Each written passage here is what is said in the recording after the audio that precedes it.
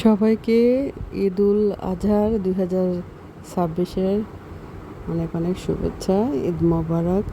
তাই সকালে উঠে কি করব, নুডলস খেলে কি গ্যাস হয়, সেই জন্য রুটি পরোটা করলাম। আর রাতে মুরগির মাংস ছিল।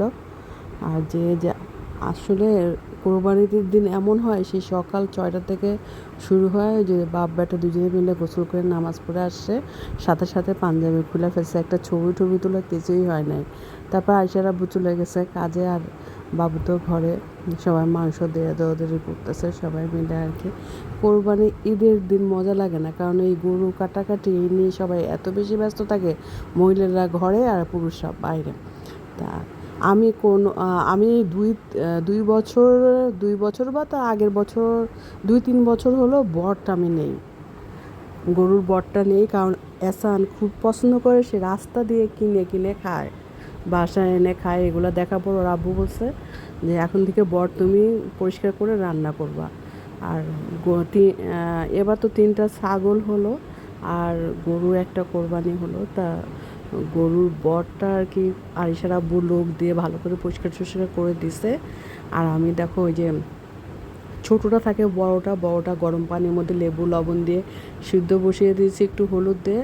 আর ওইগুলা একটু পানি দিয়ে ভালো করে অনেকক্ষণ ধুলাম, ধুয়ে টুয়ে ডিপে রেখে দিছি। পরে হাত তো ব্যথা হয়ে গেছে। তাই ছেলের জন্য এই কষ্ট, ছেলে খেতে খুব পছন্দ করে। আর বেশি করে প্রেশার কুকারে 5টা 6টা শিশি দিয়ে একদম মশলা দিয়ে রান্না করলে গরুর মাংস থেকে কিন্তু টেস্ট লাগে গরুর ভুঁড়িটা খেতে। আর এই যে আরিশা একটু নাস্তা খেলো, আর আরিশা সকালবেলা গোসল করে এই ড্রেসটা পরছে আর কি। তারপরে আর আমি পটল আনছিল কালকে, বেশ বড় বড় পটল, আর পটলগুলো ফ্রিজে শুকায় যাবে। তো আমি 2 পটল রান্না করলাম। পটলগুলো ভালো করে ছিঁড়ে কেচে নিলাম। আর পটল কিন্তু তেলে ভাজলে কিন্তু তেলটা কালো হয়ে যায়। পটলটা হলুদ লবণ মাখিয়ে তেলে ভেজে নিলাম। আর ওই তেলেই আমি পেঁয়াজ দিয়ে দিলাম, দারচিনি, এলাচ, জিরার গুঁড়া, ধনিয়ার গুঁড়া, হলুদ, মরিচের গুঁড়া দিয়ে ভালো করে কষিয়ে, লবণ হলুদ দিয়ে ভালো করে কষিয়ে আমি টক দই বানিয়ে নিলাম। গুঁড়া দুধের মধ্যে লেবু দিয়ে একটু টক দই বানিয়ে নিলাম। সেটা দিয়ে দই পটলটা রান্না করলাম। ভালো লাগে, এলাচের দারচিনির গন্ধটা করে, খুব ভালো লাগে খেতে দই পটলটা। আর দেখো এখানে যে গরুর ভুঁড়ি যে এনেছে, আমি এইটা করতে করতে আমার সন্ধ্যা লেগে গেছে একদম। আর আমার হাতে একটু সমস্যা, করতে পারি না। আরিশার আব্বু অনেকটাই করে দিছে, তারপরও আর কি এগুলা বেছে ধুয়ে রেখে দিয়েছি। আর বড়টা গরম পানিতে ভিজিয়ে রেখেছি, ওইটা পরে করবো এটা।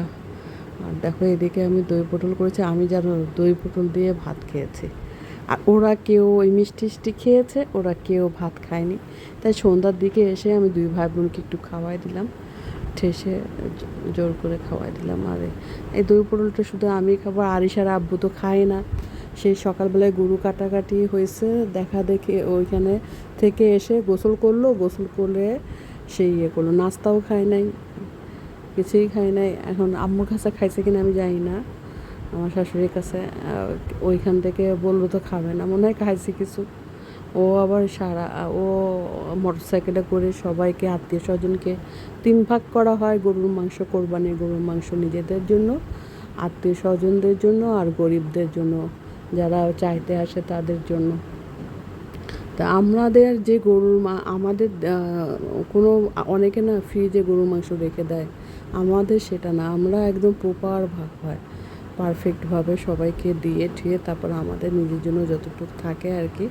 আর দেখো আমি ভাত খাচ্ছি আলহামদুলিল্লাহ। ঈদের দিন হয়তো অনেকে বলবে মাংস খাচ্ছে না, পটল খাচ্ছে, এত ভালো লাগছে খেতে আসলে। আর দেখো এই আমি 2টা খেয়েছি, আর একটা আছে, ওটা রাতে খাবো, ওটা রেখে দিয়েছি। তা খেতে খুবই ভালো লাগতেছে পটলটা।